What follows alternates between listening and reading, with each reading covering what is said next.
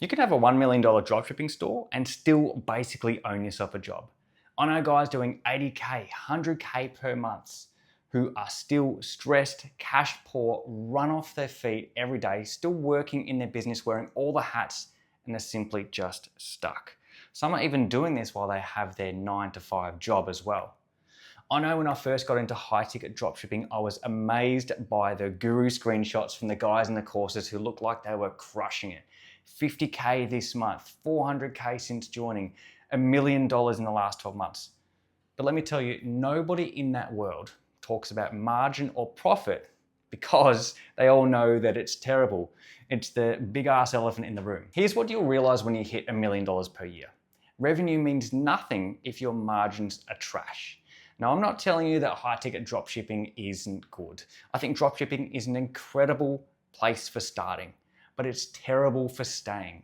And at some point, you have to realize it's not the end game, but it's a step within the journey. And when you realize this, your goalposts will shift. So beginner founders chase revenue, but smart founders chase margin, because margin gives you options. Margin allows you to hire a team so you're not wearing all the hats.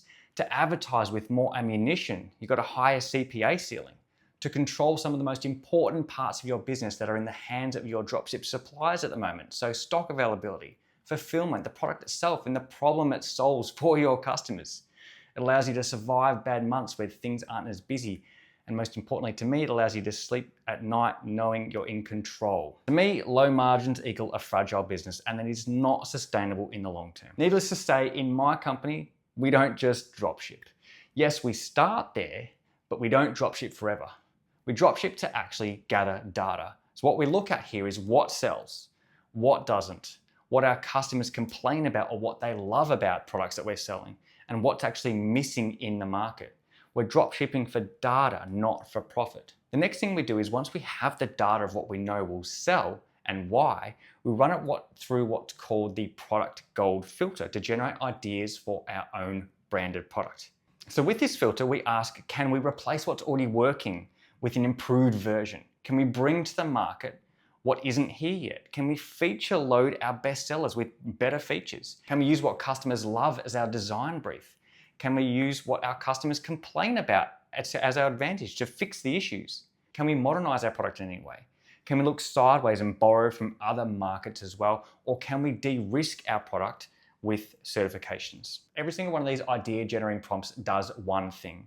It uses data from what we know works and applies creative ideas to create a unique product idea for our own branded product. We want to bring an idea to market that no one else has, which is unique, and that we know will sell based off our dropshipping data. And when we do this, we're not competing against 5, 10, 20 other dropship competitors for 15% margins. We're competing in a sea of one, us, with a product where we set the price so we can control the margin. So instead of 15% on a $1,000 sale making $150, we're typically aiming for 60% margins and above, meaning we're keeping upwards of $600 in that sale. And this opens up a whole new world where you now have the leverage. So in a dropship only model, the supplier controls you.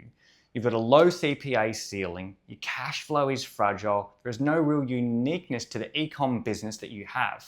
Versus in the hybrid brand model, you control the product, you control supply, you control the price, and you can acquire more aggressively with a higher CPA ceiling and still maintain high profit. But here's the big problem. Most founders don't even know what their margins are, especially not on a day-to-day basis. So how can you know what's needed in your business without the clarity of being able to answer what is the roadblock in front of me today? And so really in my mind, to oversimplify business, that's really the only thing us as CEOs, as founders need to answer on a day-to-day basis. And once you can answer that, the question then becomes crystal clear of what you need to work on.